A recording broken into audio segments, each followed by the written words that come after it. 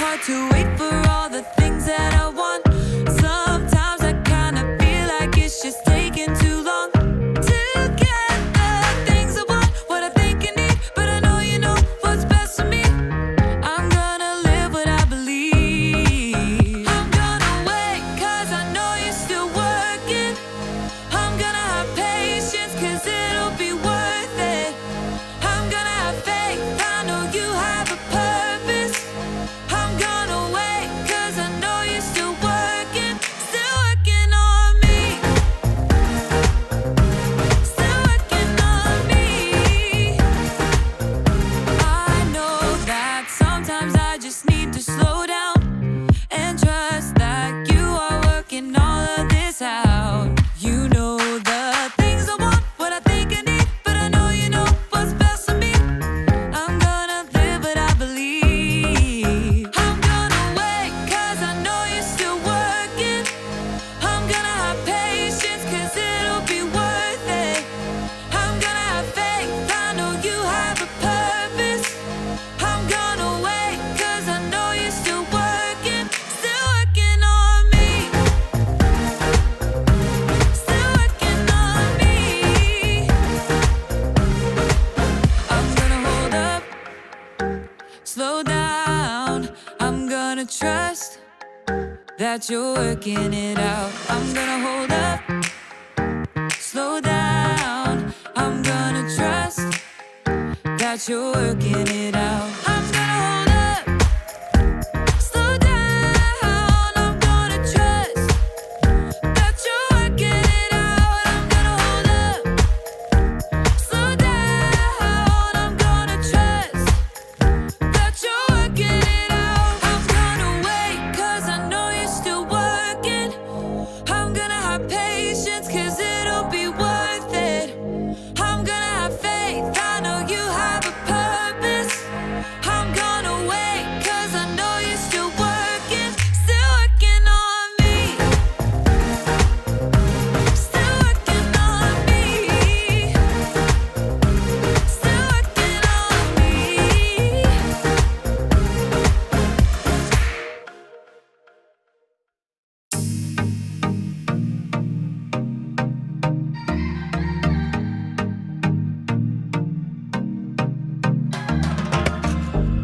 Your plans for me are good. You hold my future. You're working all the time. You're the mountain mover. From sunrise to sunset, till the sun comes back up again. You're by my side.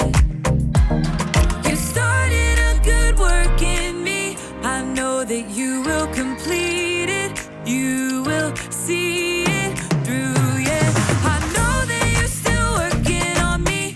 And everything that you say you'll do, 'cause I believe that you are faithful.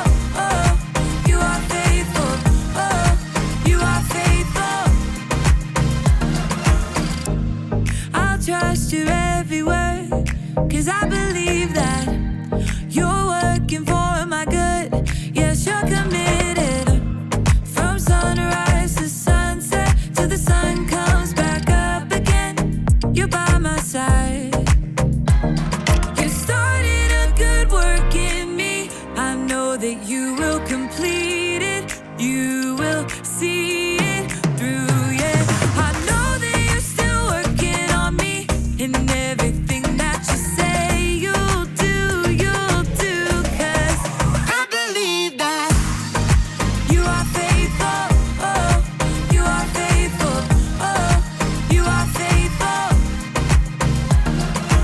You are my hope, you are my future. You are the mountain mover. You are faithful. You are my hope, you are my future. You are the mountain mover. You are faithful. You started a good work in me. I know that you will complete it. You will see it through, yeah. I know that you're still working on me. And everything that you say you'll do, 'cause I believe that you are faithful. Oh,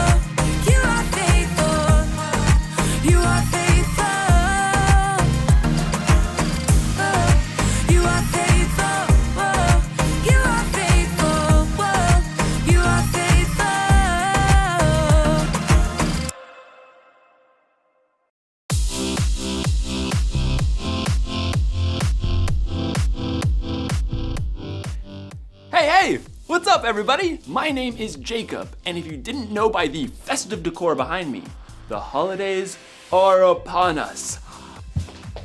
We've got garlands, tree ornaments, tree stars,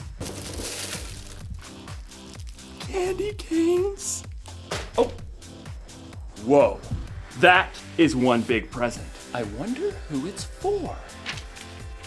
To Jacob. That's me. I got a present. Who's got a present? I'm got a present. But before I tear into this bad boy, let me tell you what we're talking about today. It's simple. We're talking about Christmas! Christmas is celebrating Jesus, God's greatest gift. Everybody likes gifts, am I right? Especially when they're all wrapped up with a big bow on top. Let's see what I got. Oh man, I hope it's something cool, like a new pair of shoes. Or I hope it's like one of those headphones that cancel out all other noises. Cool. No, I hope it's a little puppy, like a basset hound. Then I could put a little hat on top of him and we can solve mysteries together, dude. What do you think, my dear Watson? Is the game afoot or is it afoot? Yeah, that's what I hope. Okay, no, this is what I hope. I hope that it's a trunk full of cash. Then I can buy whatever I want for Christmas. You know something? Hope it's a really cool thing. It can be like the light in the darkness. Today's story is about a time that may have seemed pretty dark, but then God gave his people something to hope for. I can't wait to see what's inside, but I'm gonna wait. Patience is a virtue, Jacob. See you in a few. The Bible. It's 66 books of history, stories, letters, and poetry that fit together to form God's one big story. The epic adventure of how he created us and loves us so much that he made a way to rescue us. As we travel through the Bible, from Genesis to Revelation, we discover people who met God and found their lives changed forever. Now, for an amazing story, inspired by the book of Isaiah, chapter 9, verse 6. Jess stared out the window at the ice beating down.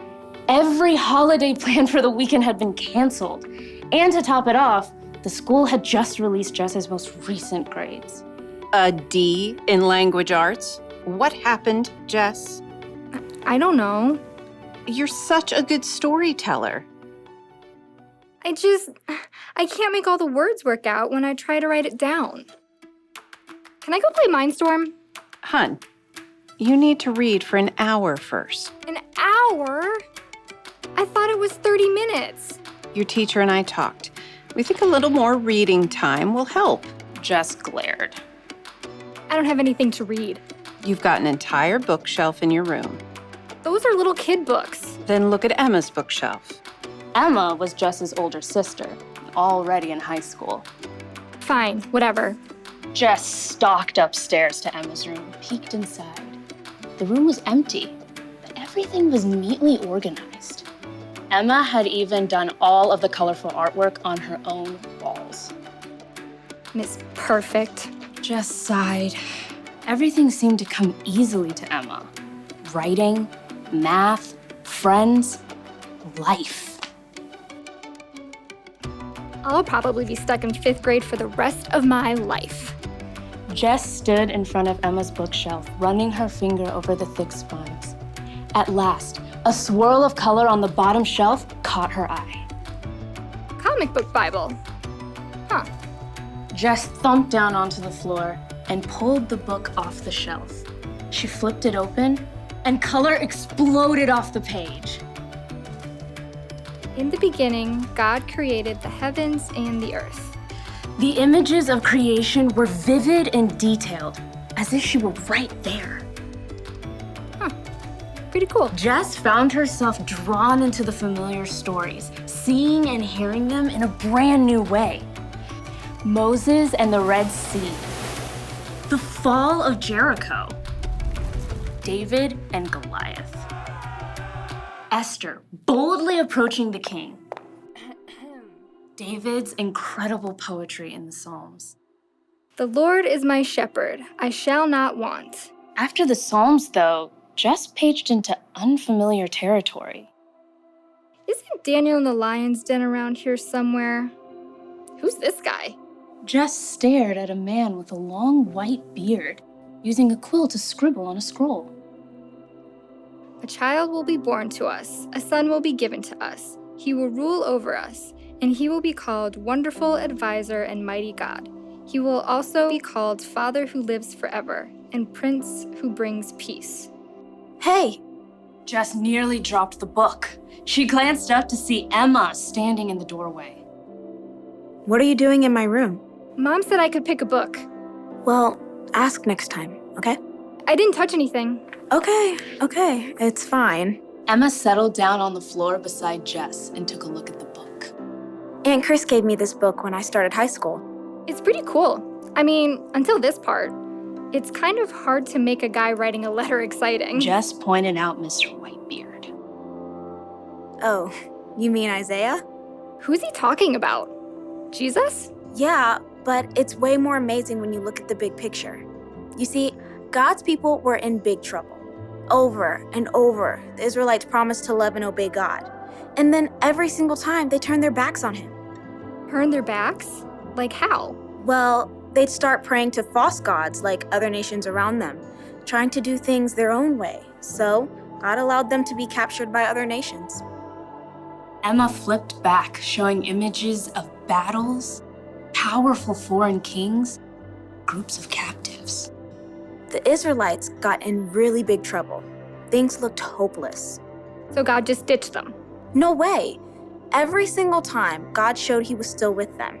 He sent kings who loved God like David and Solomon and Josiah. And he sent prophets like Elijah and Isaiah to speak God's truth and hope to the people.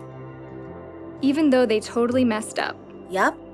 Through it all, God promised that he was going to send someone who would rescue them forever. Jess flipped back to Isaiah and read slowly.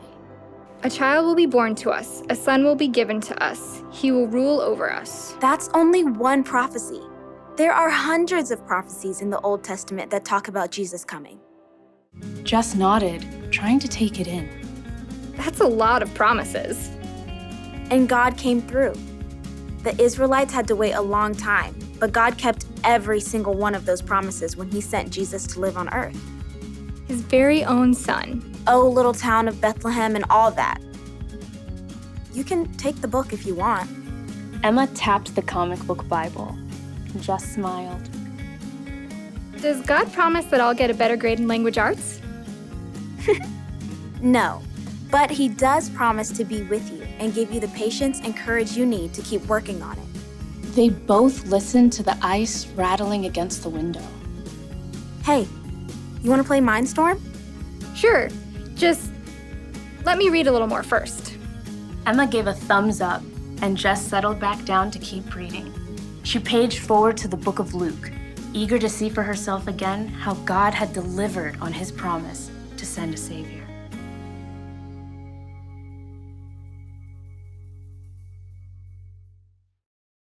Okay, so hundreds of years before the very first Christmas, it felt like God's people were in the dark. They dealt with bad kings and wars with other nations. They'd been taken captive and removed from their homes. They needed help. They needed hope. You may not know exactly what that's like, but you've probably been through a dark day or two. Trouble at home, trouble at school, trouble in the world. Sometimes you need a little hope to get you through it, to help you cancel out the noise. Well, the good news for God's people hundreds of years ago turned out to be good news for us too. God promised through Isaiah that he would send a baby who would one day save the world. And around 700 years later, God kept his promise when Jesus was born. Listen, if it takes you or me 700 years to keep a promise, that probably wouldn't be too cool. God's different. He's been here forever, and he'll be here forever. So 700 years is like, sometimes with hope, there's a little waiting involved. One thing's for sure though, when God makes a promise, he keeps it. So when things are dark, know that God promised to send us a Savior. When you're lonely, know that God promises He'll always be with you. When you're sad or hurting, know that God promises that there's going to come a day when there will be no more pain and no more sadness. Isn't that something to hope for? So here's the one thing to remember today. We can have hope because God keeps His promises. That's a little gift of hope for you this Christmas. Oh yeah, my present. Let's see what we've got. Ugh. Do not open till Christmas. Oh man, looks like I'm gonna be hoping for a couple more weeks. It's definitely not a puppy. I'll see you next time.